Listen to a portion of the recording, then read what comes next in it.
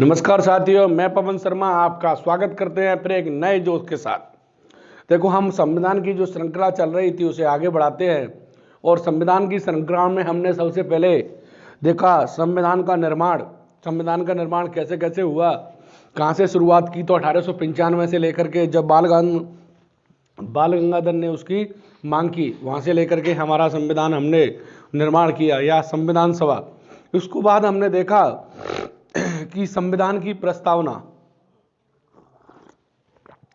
तो हमने देखा कि प्रस्तावना में जो प्रस्तावना होती है उस प्रस्तावना में संविधान का सार होता है, संविधान का निचोड़ होता है, संविधान का निष्कर्ष होता है, संविधान के आदर्शों, संविधान के मूल्यों, संविधान के लक्ष्यों का क्या होता है, उल्लेख होता है। उसमें जो संविधान है उसकी प्रकृति का उल्लेख होता है कि अपना जो संविधान होगा कैसा होगा, लोकतंत्र होगा, राजतंत्र होगा, गणतंत्र होगा, राजशाही होगा, लोगों को क्या न्याय होंगे, क्या स्वतंत्रता होंगी, क्या समानता होंगी, ये सब देखा। इसके बाद हमने प्रस्तावना को पढ़ करके अनुसूचियां देखी। क्या देखी? अनुसूचियां। तो अनुसूचियां पढ़ रहे थे तो हमने देखा मूल संविधान में जो अनुसूचियों की संख्या थी वो कितनी थी? 8। कितनी थी? 8। और वर्तमान में इनकी संख्या बढ़कर कितनी हो गई है? 12। कितनी हो गई है? 12। हमने देखा पहली अनुसूची में है राज्य। भारत में कौन कौन से राज्य होंगे, कौन कौन से केंद्र शासित प्रदेश होंगे, कितने राज्य हैं उनके नामों का उल्लेख, कितने केंद्र शासित प्रदेश हैं उनके नामों का उल्लेख, उनकी बाउंड्री वगैरह, वो है पहली अनुसूची, फर्स्ट शेड्यूल में उनका उल्लेख किया गया है। स्टेट एंड यूनिटरी के नाम वगैरह उनका सारा उल्लेख कहाँ किया गया है? पहली अनुसूची। तो हमने पहली अनुसूची में देखा कि स्वतंत्रता के बाद में जब हम भारत स्वतंत्र हुआ तो राज्यों को 4 श्रेणियों में बांटा। पहली थी एक जहां पर ब्रिटिश प्रांत हुआ करते थे, जहां ब्रिटिश सरकार शासन करती थी, उनको कहाँ रखा? ए में। जहां राजा महाराजा हुआ करते थे, देसी रियासत थी, उसे रखा बी में। और जहां चीफ कमिश्नरी प्रदेश थे उसको रखा सी में, और डी में रखा अंडमान निकोबार द्वीप समूह। और अपना राजस्थान था वो बी और सी में दोनों में आता था कि राजस्थान में जो 19 रियासत थी वो तो बी में आती थी, परंतु अपने राजस्थान में एक चीफ कमिश्नरी प्रदेश था अजमेर मेरवाड़ा, तो अपना राजस्थान बी और सी दोनों में आता था। इस तरीके से हमने अनुसूची को देख रहे थे। इसमें देखा कि इसमें स्वतंत्रता के बाद से ही राज्यों के पुनर्गठन की क्या उठने लगी? मांग उठने लगी। इसके लिए भारत सरकार ने, हमारी संसद ने सबसे पहले 1948 में एस-के-दर आयोग का गठन किया। कौन से दर आयोग का? एस-के-दर। इस आयोग ने कहा कि भाषा के आधार पर राज्यों का पुनर्गठन नहीं किया जाना चाहिए। फिर सरकार ने दूसरा आयोग बनाया, JVP आयोग। कौन सा? JVP। जवाहरलाल नेहरू, वल्लभ भाई पटेल, पट्टामी सीतारामैया 1948 में ही बनाया। कब बनाया? 1948 में। इस आयोग ने भी यह अस्वीकार कर दिया कि भाषा के आधार पर राज्यों का पुनर्गठन नहीं किया जाना चाहिए। इसके बाद देखो राज्यों की मांग बढ़ने लगी और मद्रास से तेलुगुभाषी आंध्र प्रदेश की मांग करते हुए कांग्रेसी स्थानीय तेलुगु नेता श्री रामालू तेलुगु की 56 दिन के भूख हड़ताल के बाद क्या हो गई? मृत्यु हो गई। और जब भारत में किसी की मृत्यु हो जाती है तो आंदोलन तीव्र, उग्र, अनियंत्रित, बेकाबू हो गया। और जब ऐसी स्थिति में सरकार को दबाव में आ गई, दबाव में आकर के सरकार ने 1953 में आंध्र प्रदेश को भाषा के आधार पर पुनर्गठन किया मद्रास से, और आंध्र प्रदेश भाषा के आधार पर गठित होने वाला भारत का फर्स्ट स्टेट बन गया। कौन सा बन गया? फर्स्ट स्टेट बन गया। इसके बाद हम दूसरी अनुसूची पढ़ी, संवैधानिक अधिकारियों के वेतन भत्ते। जो भी हमारे संवैधानिक पदाधिकारी हैं, राष्ट्रपति है, उपराष्ट्रपति है, उपराष्ट्रपति को जो वेतन मिलता है वो हमने कहा राज्यसभा के सभापति के रूप में मिलता है। किसके रूप में मिलता है, न कि उपराष्ट्रपति के रूप में। उसे जो उपराष्ट्रपति होता है वो राज्यसभा का पदेन सभापति होता है। क्या होता है, पदेन सभापति। और जब पदेन सभापति है यानी वो राज्यसभा का क्या होगा, सभापति होगा, तो उसे सभापति के रूप में वेतन दिया जाता है। इसके बाद इसमें उपराष्ट्रपति, राज्यसभा का सभापति, उपसभापति, लोकसभा अध्यक्ष, उपाध्यक्ष, महान्यायवादी, नियंत्रक, मालिका परीक्षक, ऐसे राज्यों के राज्यपाल और संघ के जो भी मंत्री हैं सबके उनके वेतन का उल्लेख मिलता है। इसके बाद हमने देखा तीसरी अनुसूची। तो देखो सबसे पहले क्या है, हमारा राज्यों के नाम होंगे, केंद्र शासित प्रदेशों के नाम होंगे। फिर हम उसके बाद उन्होंने कहा हमें क्या चाहिए, वेतन, और वेतन को देख करके फिर उन्होंने क्या ली, शपथ। 3। तो देखो शपथ में क्या है, जो तीसरी अनुसूची है इसमें एक चीज ये है कि इसमें राष्ट्रपति, उपराष्ट्रपति और राज्यपाल की शपथ का उल्लेख नहीं है। ध्यान देने योग्य बात तो यही है कि इसमें राष्ट्रपति, उपराष्ट्रपति और राज्यपाल की शपथ का उल्लेख नहीं किया गया है। इन तीनों की शपथ का उल्लेख तीसरी अनुसूची में न करके मूल संविधान के अनुच्छेदों में किया गया है। जैसे हम बात करें राष्ट्रपति का, तो राष्ट्रपति का कहाँ पर किया गया है, तो राष्ट्रपति की जो ओथ है, शपथ है, वो अनुच्छेद है 60। कौन सा है, 60। अब बात करें उपराष्ट्रपति,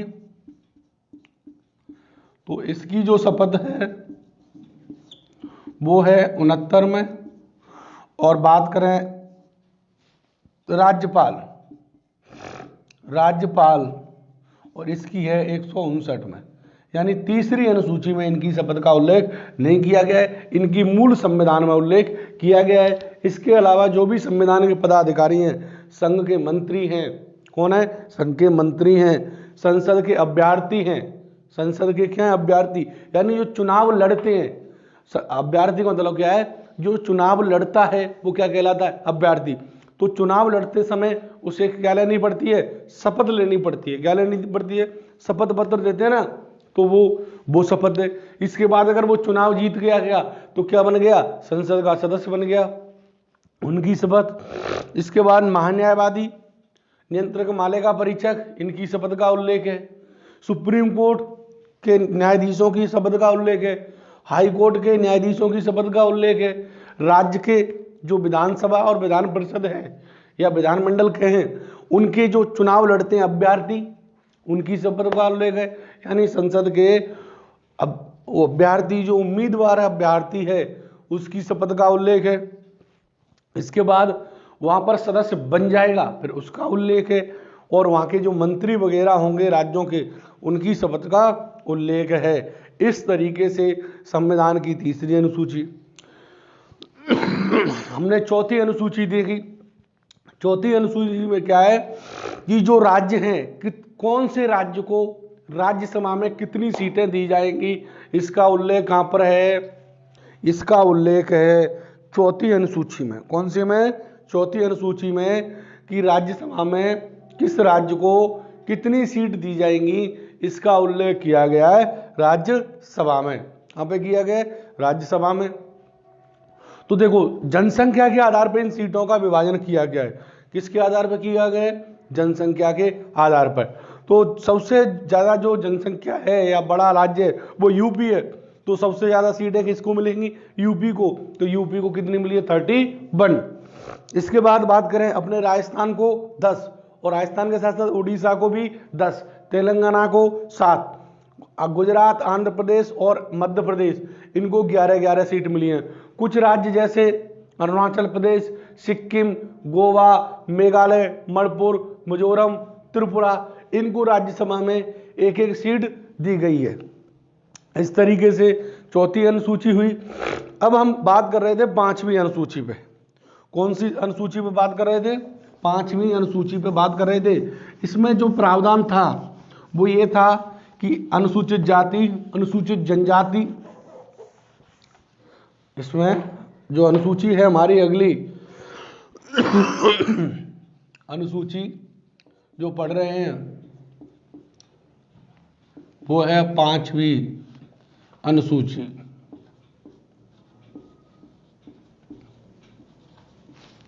देखो इसमें क्या है, इसमें है SC, इसको लिख लिया था ST, SC ST क्षेत्रों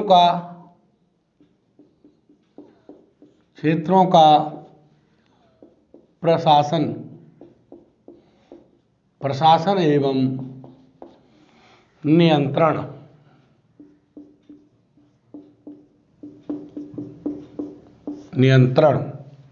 देखो इसमें क्या है, देखो कि राज्य हैं, क्या है, राज्य, और उन राज्यों के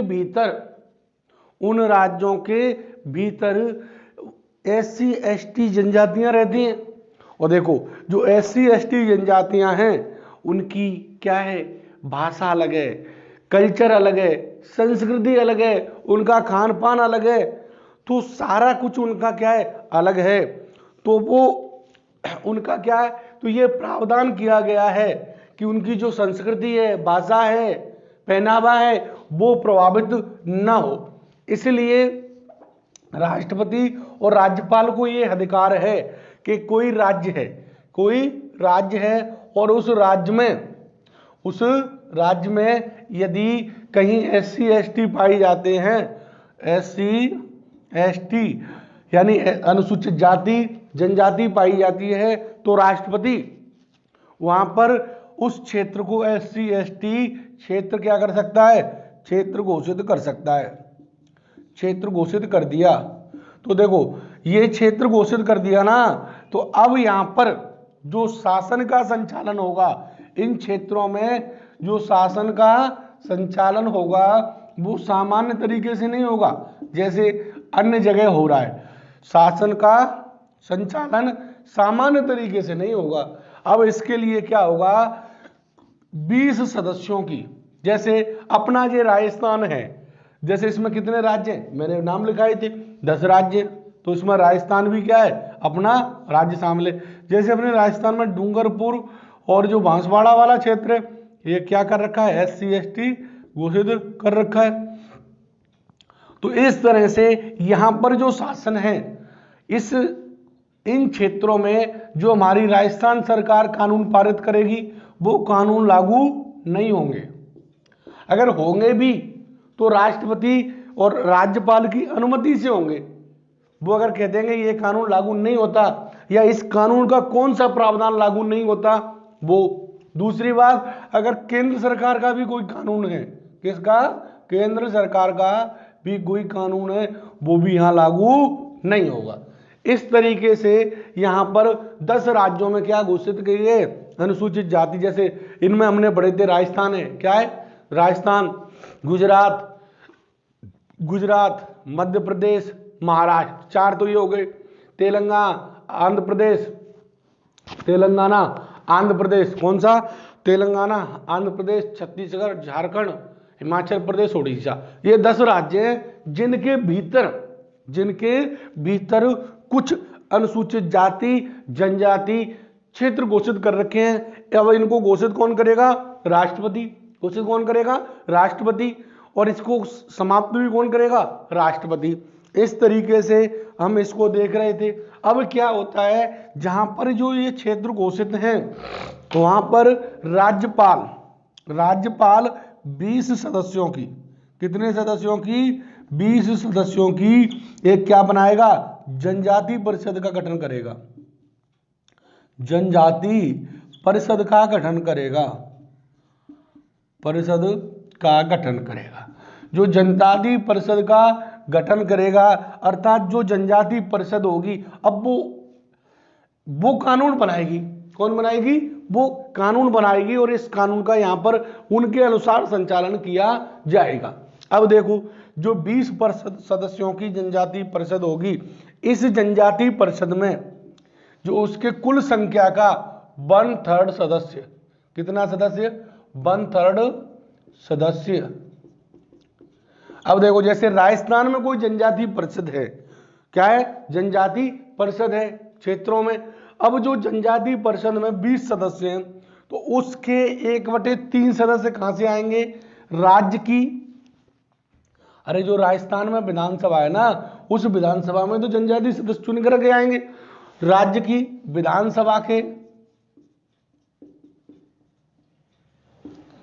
विधानसभा के SC ST के सदस्य, यानी जो राज्य की विधानसभा होगी उस राज्य की विधानसभा में जो SC ST के सदस्य चुन के आएंगे उनका 1/3 सदस्य कहां से लिया जाएगा, जो विधानसभा में SC ST के सदस्य होंगे वहां से लिया जाएगा। इस तरीके से हमारी 5वीं अनुसूची होती है समाप्त। अब देखो 5वीं और 6वीं, देखो 5वीं में कोई स्पेशल राज्य नहीं है, 6वीं में केवल उन राज्यों का उल्लेख कर रखा है कि इतने राज्य होंगे, कितने हैं, 4। तो 4 राज्य हैं, पूर्वी राज्य हैं जो खासकर जनजाति से संबंधित हैं, असम, मेघालय, मिजोरम, त्रिपुरा। इन 4 राज्यों में जो अनुसूचित जाति जनजाति क्षेत्र है उनका प्रशासन की बात की गई है। 6ठी अनुसूची, 6वीं अनुसूची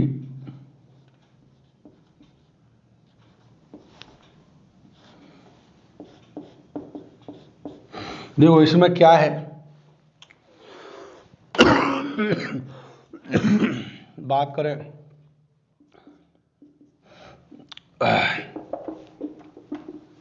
इसमें है असम,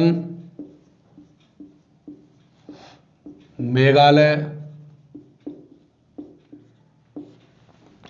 मिजोरम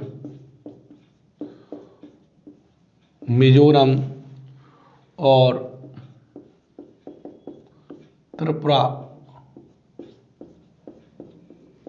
त्रिपुरा राज्यों में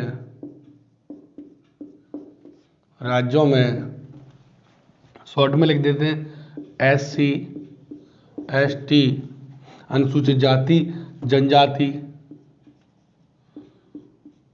क्षेत्रों का प्रशासन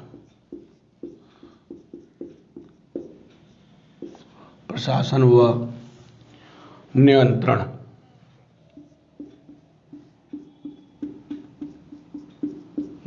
देखो साहब सेम बात है। अब इसमें क्या है कि इसमें तो इन 4 राज्य हैं, इन्हीं में क्षेत्र होंगे, इन्हीं में क्या होंगे, क्षेत्र। पर जो 5वीं थी उसमें क्या थे, इनको छोड़ करके भारत के भीतर जो भी राज्यों के अंदर SC ST क्षेत्र घोषित किए गए वो कौन सी अनुसूची में आते हैं, 5वीं में। और 6ठी में तो केवल इन 4 राज्यों के भीतर कुछ कैसे क्षेत्र हैं, SC ST क्षेत्र हैं उनका। यानी 6ठी में क्या है, ये केवल कितने राज्यों के हैं, इन 4 के। इनके नाम है असम, मेघालय, मिजोरम और त्रिपुरा में जो भी SC ST के क्षेत्र घोषित किए गए हैं उन क्षेत्रों का क्या है, प्रशासन और नियंत्रण कैसे होगा। तो सेम कंडीशन है कि यहाँ भी क्या है, जनजाति परिषद का गठन किया जाएगा, इतने इतने सदस्य होंगे, ऐसे ऐसे ऐसे। इस तरीके से 5वीं अनुसूची में देखो 5वीं और 6वीं में अंतर क्या है कि 6वीं में क्या किया गया है कि राज्यों के भीतर क्षेत्र हैं और इन राज्यों को छोड़ करके और 6ठी में केवल ये 4 राज्य ही रहेंगे। अब बात करें जैसे 5वीं में तो 10 हैं, कभी बढ़ा देते हैं, कभी घटा देते हैं, तो और भी हो सकती है। बाकी इसमें इनके लिए अलग से ही अनुसूची बना दी जो पूर्वी राज्य है जनजाति क्षेत्र वाले इनके लिए। ठीक है, ये 6ठी अनुसूची हुई। अब पढ़ते हैं हम 7वीं।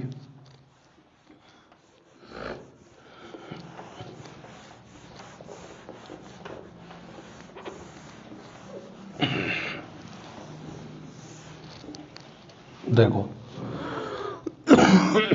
अगर अब बात करें 7वीं अनुसूची,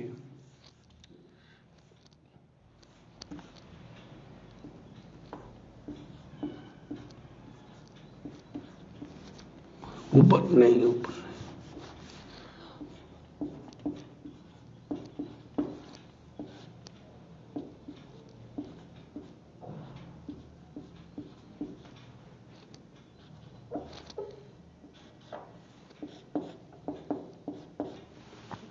7वीं अनुसूची देखो भारत में क्या है, भारत में जो लोकतंत्र है वो लोकतंत्र कैसा अपनाया गया है, संघात्मक अपनाया गया, संघात्मक व्यवस्था अपनाई गई है। एक होती है एकात्मक,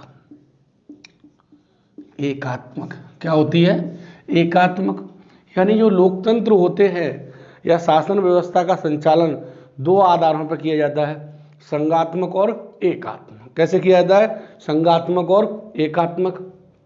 अगर हम भारत की एकात्मक क्या होता है, एकात्मक में क्या होता है कि जो संघ होता है, क्या होता है, संघ होता है, संघ क्या होता है, शक्तिशाली होता है, शक्तिशाली होता है।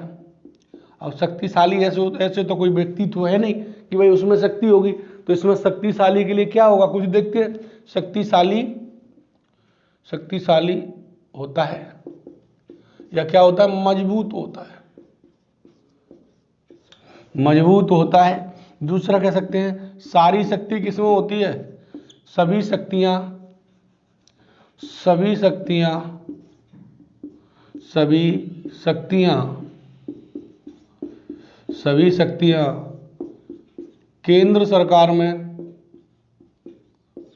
केंद्र सरकार में निहित होती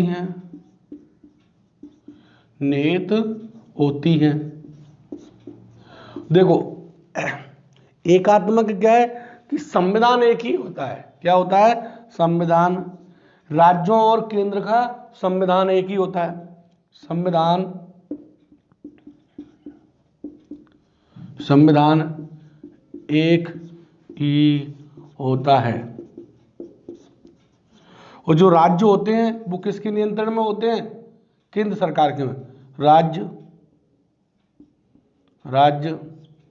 केंद्र सरकार के नियंत्रण में रहते हैं,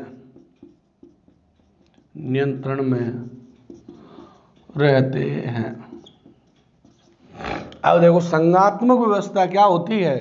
देखो हमारे भारत में क्या है कि दोनों के लक्षण पाए जाते हैं, संघात्मक और अर्ध संघात्मक। अब बात करते हैं एकात्मक क्या संघात्मक क्या होती है। पहली बात है कि देखो जो संघात्मक व्यवस्था होती है वहां पे क्या है, राज्य और केंद्र सरकार के अलग अलग संविधान होते हैं। केंद्र सरकार या संघ कहते हैं व राज्य सरकारों के अलग अलग संविधान होते हैं, अलग अलग संविधान होते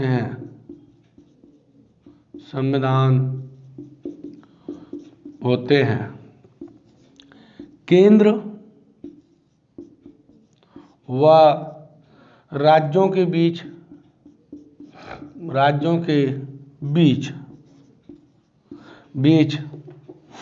शक्तियों का स्पष्ट विभाजन होता है।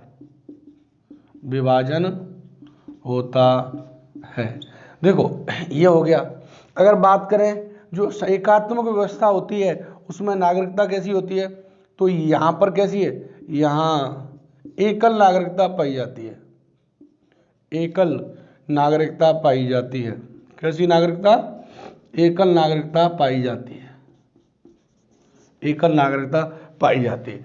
जो संघात्मक होता है वहां पर राज्यों की अलग और केंद्र की अलग, यहाँ पर दोहरी नागरिकता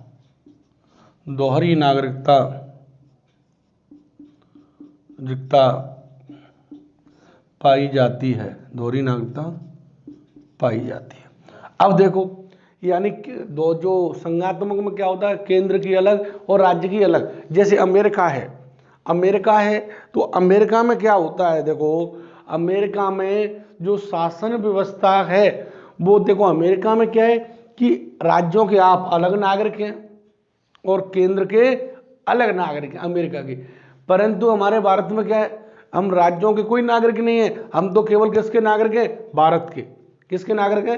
भारत के। हमारे यहाँ पर एकल नागरिकता पाई जाती है। कैसी नागरिकता? एकल नागरिकता का प्रावधान किया गया है इस तरीके से।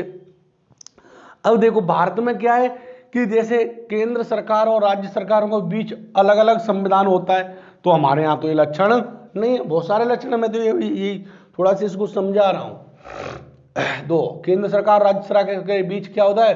अलग अलग संविधान होता है, अपने यहाँ तो नहीं है। केंद्र और राज्यों के बीच शक्तियों का स्पष्ट विभाजन होता है, हाँ ये अपने अंदर है। दोहरी नागरिकता नहीं है। अब एकात्मक के देखते हैं कि संघ शक्तिशाली होता है, मजबूत होता है, ये तो है। हम अभी देखेंगे मजबूत कैसे। हमारा जो संघ है मजबूत, सभी शक्तियां केंद्र सरकार के में नहीं होती, सभी तो नहीं है। संविधान एक ही होता है, तो ये संविधान भी हमारे एक ही है। और राज्य केंद्र के नियंत्रण में रहते हैं, को कुछ हद तक हमारे राज्य किसके अधीन रहते हैं? केंद्र के नियंत्रण में रहते हैं। यहाँ एकल नागरिकता, तो हमारे यहाँ एकल नागरिकता पाई जाती है। तो एक केसी वेयर एक विचारक हुए, कौन? केसी वेयर। वो कहते हैं भारत ना तो एकात्मक है ना संघात्मक है। कैसा है? अर्ध संघात्मक है। कैसा है? अर्ध संघात्मक है। यानी यहाँ एकात्मक और संघात्मक दोनों के लक्षण पाए जाते हैं। किसके? एकात्मक और संघात्मक दोनों के लक्षण पाए जाते हैं, इसलिए भारत कैसा है? अर्ध संघात्मक है। अब देखो यहाँ क्यों पढ़ रहे हैं? क्योंकि 7वीं अनुसूची में यही किया गया है। 7वीं अनुसूची में यही किया गया है कि केंद्र के पास क्या शक्तियां होंगी, राज्य के पास कौन कौन से विषय होंगे। यानी सीधी सीधी बात है, 7वीं अनुसूची में केंद्र और राज्यों के बीच शक्तियों का बंटवारा किया गया है। यानी जो विषय हैं जिन पर वो कानून बनाएंगे, उनका क्या किया गया है? विभाजन किया गया है। किसका विभाजन किया गया है? शक्तियों का विभाजन किया गया है। तो देखते हैं इसमें, तो यहां लिख सकते हैं कि यह अनुसूची संघात्मक व्यवस्था का लक्षण है। किसका है? संघात्मक, फेडरल। तो संघात्मक व्यवस्था का सबसे अच्छा लक्षण कौन है?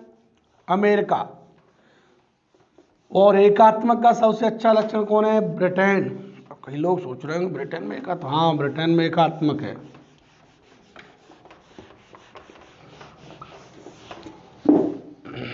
वो आगे समझाएंगे। देखो साहब, तो यह अनुसूची किसका लक्षण है? तो यह अनुसूची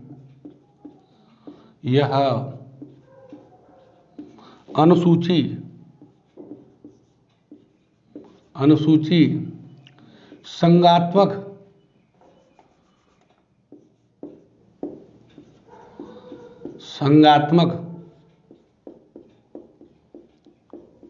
व्यवस्था का लक्षण है।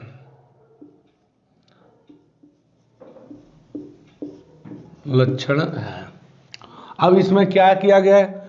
तो इसके अंतर्गत केंद्र और राज्यों के बीच शक्तियों या विषय को बंटवारा किया गया है। तो देखते हैं इसमें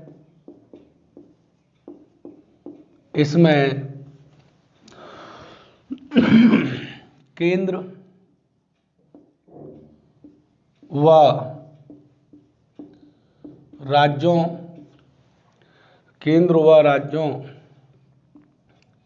के बीच शक्तियों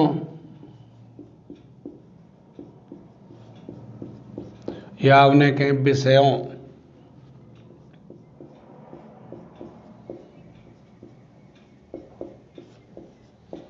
विषयों का विभाजन किया गया है।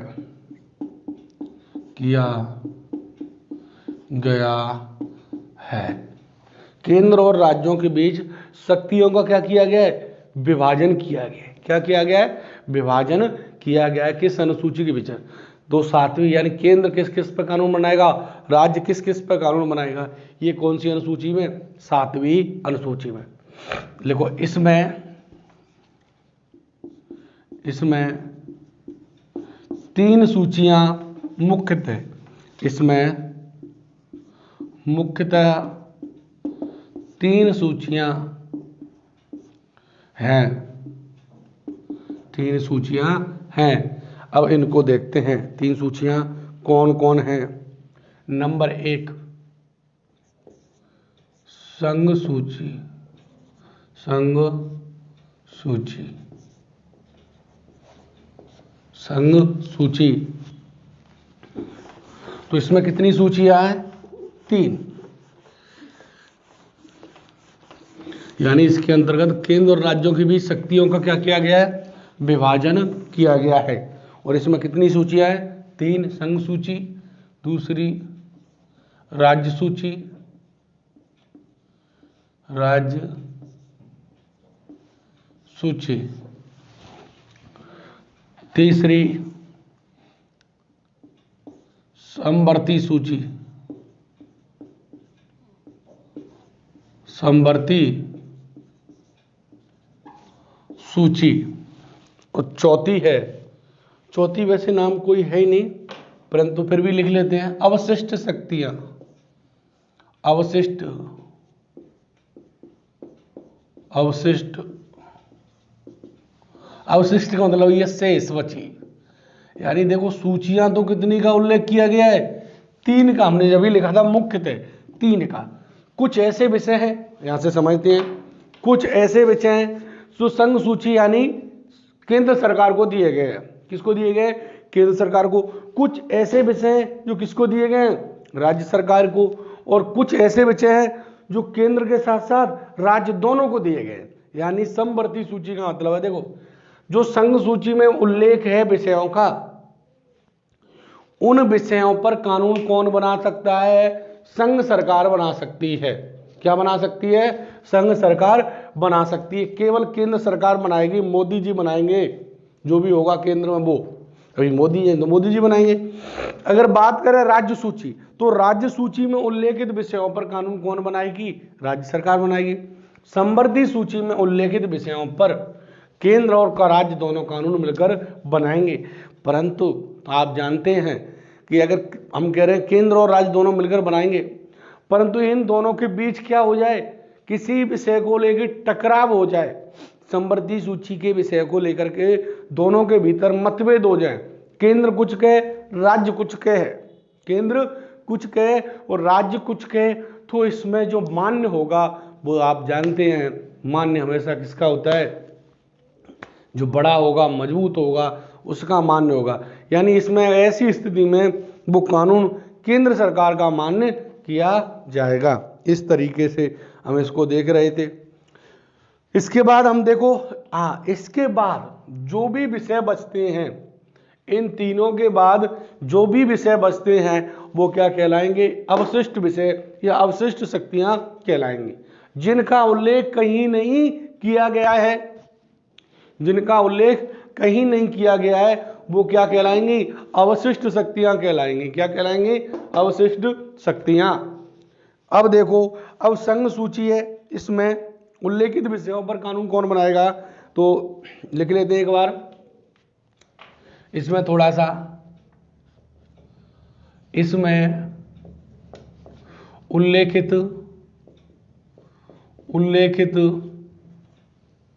विषयों पर कानून, उल्लेखित विषयों पर कानून, विषयों पर कानून, विषय दिए गए हैं कि ये इस कानून केवल केंद्र सरकार बनाती है, केवल केंद्र सरकार या संघ सरकार, संघ सरकार बनाती है। क्लियर? अब देखते हैं राज्य सूची में। तो राज्य सूची में क्या है? राज्य सूची में देखो, इसमें उल्लेखित विषयों पर, इसमें उल्लेखित विषयों पर, उल्लेखित विषयों पर कानून, कानून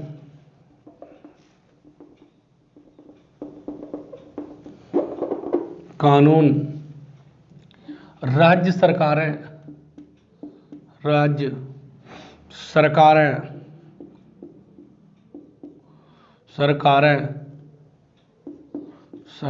बनाती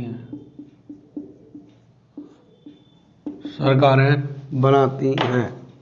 समवर्ती सूची सरकारें बनाती हैं, परंतु देखो सामान्य स्थितियों में तो कौन बनाती है? सामान्य स्थितियों में तो समवर्ती सूची में उल्लेखित विषयों पर कानून कौन बनाती है? राज्य सरकार। परंतु विशेष परिस्थितियों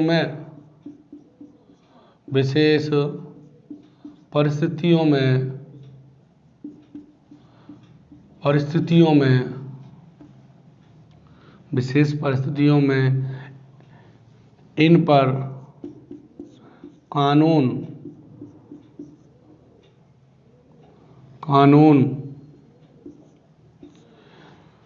संघ सरकार बना सकती है।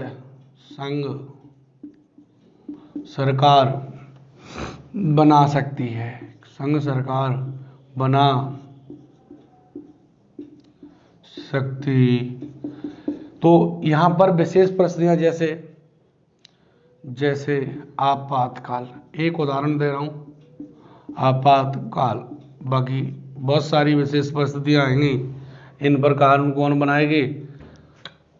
केंद्र सरकार बना सकती है। अब बात करें हम समवर्ती सूची, तो जो समवर्ती सूची है, क्या है साहब? समवर्ती सूची, तो इसमें कानून कौन बनाएंगे? इसमें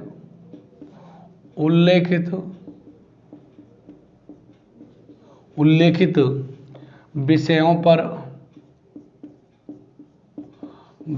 पर कानून संघ सरकार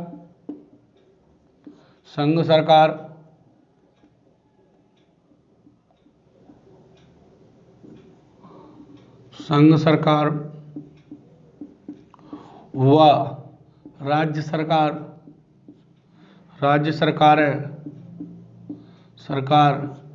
मिलकर बनाती हैं। राज्य सरकार, केंद्र सरकार, संघ सरकार और राज्य सरकार दोनों बना सकती हैं, दोनों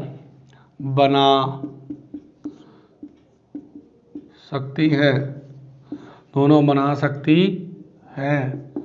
देखो समवर्ती सूची में उल्लेखित विषयों पर कानून कौन बना सकती है? संघ सरकार भी बना सकती है और राज्य सरकार भी बना सकती है। यानी समवर्ती सूची में जो भी विषय हैं, अभी देखेंगे कौन कौन से विषय हैं, उस पर कानून कौन बनाएगी? इसमें संघ सरकार भी बना सकती है और राज्य सरकार भी बना सकती है।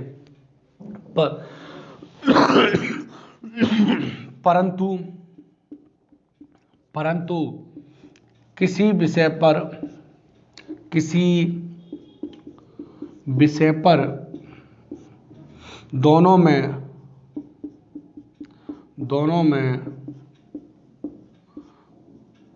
मतभेद होने पर केंद्र सरकार या संघ सरकार का मान्य होगा। केंद्र सरकार या संघ सरकार का मान्य होगा।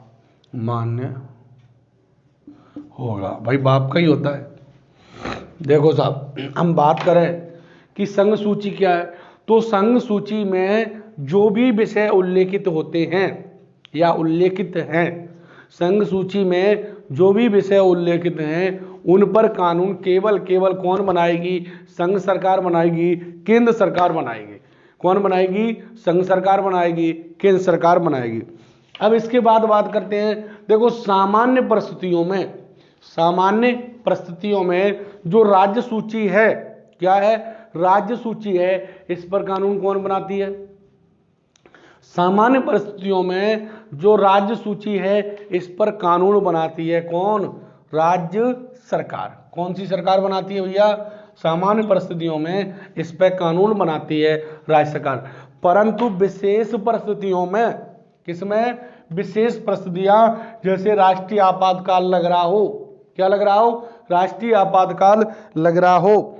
या जैसे अनुच्छेद 249 के तहत राज्यसभा यह पारित करके कह दे कि जो राज्य सूची का विषय, राज्यसभा यानी जो संसद वाला अंग, अगर राज्यसभा यह पारित करके कह दे कि राज्य सूची के इस विषय पर कानून कौन बनाएगी, केंद्र सरकार। यानी आपातकाल विशेष परिस्थिति का मतलब किससे जुड़ा हुआ है, आपातकाल। जब आपातकाल चल रहा हो तो राज्य सूची के विषय पर कानून कौन बना सकती है, जो हमारी संघ सरकार है वो कानून बना सकती है। ठीक है साहब। अब बात करें समवर्ती सूची, तो समवर्ती सूची में जो भी विषय उल्लेखित हैं, क्या है, जो भी विषय उल्लेखित हैं उन पर कानून संघ सरकार और राज्य सरकार दोनों बनाती हैं। परंतु क्या होता है, हमारे भारत में हर समस्या का निवारण का संविधान में सॉल्यूशन दिया गया है। उनको पता है कि भारत में ऐसा इतना पढ़ा लिखा देश नहीं है, समझदार देश नहीं है कि भाई कोई आपस में समस्या होती है उसको सुलझा ले, वो कोर्ट जाएंगे, कोर्ट में वैसे ही इतने मामले बढ़ रहे हैं तो उसमें पहले ही प्रावधान कर दिया गया है क्या। परंतु किसी विषय पर दोनों में क्या हो जाए, मतभेद हो जाए, केंद्र कहे कि ऐसे कानून बनना चाहिए इस विषय पर, राज्य कहे ऐसे कानून बनना चाहिए, तो जब दोनों में मतभेद हो जाएंगे तो फिर भाई साहब उसमें किसका मान्य होगा, संघ सरकार या केंद्र सरकार का विषय मान्य किया जाएगा। अरे क्लियर हुआ कि नहीं हुआ, इस तरीके से ये देखा। इसके बाद देखते हैं अवशिष्ट शक्तियां क्या होती हैं। तो देखो अवशिष्ट शक्तियां, देखो इन तीनों के अलावा जो शेष विषय बचे, इन तीनों के अलावा शेष जो विषय बचे वो क्या कहलाते हैं, अवशिष्ट शेष शक्तियां कहलाती हैं। और शेष जो बचेंगी वो क्या कहलाएंगी, वो केंद्र सरकार में समाहित होंगी और इन पर कानून कौन बनाएगा। देखो शेष सभी शक्तियां, शेष सभी शक्तियां, अवशिष्ट शक्तियां, शेष सभी शक्तियां, अवशिष्ट शक्तियां, अवशिष्ट शक्तियां कहलाती हैं और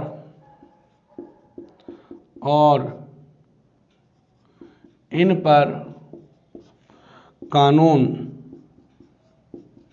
संघ सरकार बनाती है। देखो मैंने आपको जब प्रस्तावना पढ़ा रहा था तो उसका मैंने आधार बता रहा था, तो उस समय मैंने आपको बताया था कि भैया जो प्रस्तावना का उद्देश्य प्रस्ताव था जवाहरलाल नेहरू ने रखा था, उसमें प्रावधान किया गया था कि जो अवशिष्ट शक्तियां हैं, क्या है, अवशिष्ट शक्तियां किनको दी जाए, राज्यों को दी जाएंगी। परंतु इस मांग को स्वीकार नहीं किया। तो अगर सवाल आता है कि प्रस्तावना में जो पंडित जवाहरलाल नेहरू ने उद्देश्य प्रस्ताव रखा 13 दिसंबर 1940 को, उसकी कौन सी मांग को स्वीकार नहीं किया गया है, यानी उसकी कौन सी मांग को स्वीकार नहीं किया गया है, तो एक मांग तो यहां से दिखती है। अब हमने तो उसमें, उसने नेहरू जी ने तो प्रावधान ये कहा था कि अवशिष्ट शक्तियां किसमें निहित होंगी, राज्यों में, परंतु यहाँ किसमें निहित हो रही हैं, संघ सरकार में निहित हो रही हैं। यानी अवशिष्ट शक्तियां वो होती हैं जिनका उल्लेख तीनों अनुसूचियों में नहीं किया गया है, जो शेष बस्ती हैं उस समय जब संविधान बन रहा था उनको नहीं दिख रहा था। जैसे साइबर अपराध था, तो 1950 में 40 में जब हमारा संविधान बन रहा था तो उस समय कंप्यूटर नहीं था, ऑनलाइन काम नहीं होते थे। ऑनलाइन काम नहीं होते तो जो साइबर अपराध है, नेट से संबंधी लेन देन है या इससे संबंधित जो अपराध होते हैं, उस समय तो पता ही नहीं था कि ऐसा हो सकता है, ऐसे भी अपराध हो सकते हैं। आपके खाते में से आपको मैसेज किया और आप उससे घर बैठे ही पैसे निकाल लिए, तो ऐसा उस समय नहीं पता था, तो उस समय ऐसा संभव था। तो इसलिए अवशिष्ट जो शेष बस्ती हैं मुख्य, जैसे साइबर अपराध वगैरह, एक बार हम देखते हैं। संघ शक्तियां वो होती हैं जिस पर कानून कौन बनाती है, संघ सरकार। राज्य सूचियां भी होती हैं, राज्य सूची वो होती है जिस पर कानून राज्य बनाता है, सामान्य परिस्थितियों में, विशेष परिस्थितियों में कौन बना सकता है? केंद्र बना सकती संघ सरकार। समवर्ती सूची वो होती है, इस पर कानून दोनों बनाएंगे। कौन बनाएंगे? और मान्य किसका होगा? केंद्र का। अवशिष्ट वो देखो, अब यहां पर देखो मजबूत कौन, देखो यहां तो केंद्र बनाएगा ही बनाएगा, यहां कह रहा है सामान्य परिस्थितियों में राज्य बनाएगा, परंतु विशेष में वो बना सकता है, तो यहां भी बना सकता है। और यहां भी उसकी अंडाटेसी हो रही है कि भाई यहां भी वो ही बनाएगा। समझ रहे हो? समवर्ती में जब दोनों मतभेद, तो इसका यहाँ मान्य होगा और इसका ये मान्य होगा। इसलिए यहाँ शक्तिशाली कौन हो रहा है मेरे दोस्तों? यहाँ शक्तिशाली केंद्र सरकार हो रही है। इसलिए हमारे यहाँ पर केंद्र सरकार को क्या बनाया गया है? मजबूत बनाया गया है। क्यों बनाया गया है? क्योंकि हमारे यहाँ हमने शुरुआत से ही अपना जो अखंड भारत था उसको टूटते हुए देखा। 1895 में अफगानिस्तान हो गया, 1935 में बर्मा हो गया, और 1947 में पाकिस्तान हो गया, और जम्मू कश्मीर जो था वो भी कोशिश कर रहा था, पर उन्हें नहीं पता था कि मोदी आएगा। देखो दोस्तों, जो बीवी से नहीं डरता वो दुनिया में किसी से नहीं डरता। तो उनको नहीं पता था कि भाई मोदी बीवी से ही नहीं डरा, तो हमसे क्या डरेगा। बाकी की चर्चा करते हैं अगली क्लास में। थैंक यू, धन्यवाद।